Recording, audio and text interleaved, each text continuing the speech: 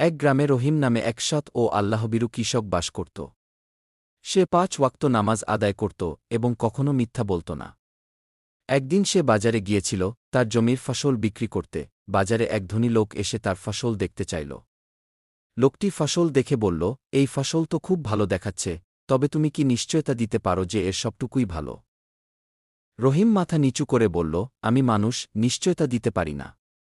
চেষ্টা করেছি ভালো ফসল দিতে, তবে কোনো অংশে ত্রুটি থাকতে পারে।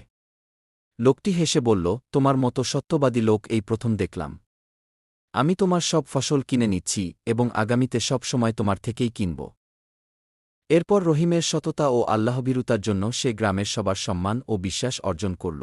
এই গল্পের শিক্ষণীয় বিষয়, সততা মানুষকে প্রশংসনীয় করে। তাই আমরা সদা সত্য বলার চেষ্টা করব। এমন শিক্ষণীয় ভিডিও পেতে অবশ্যই লাইক, কমেন্ট এবং শেয়ার করে পাশে থাকবেন।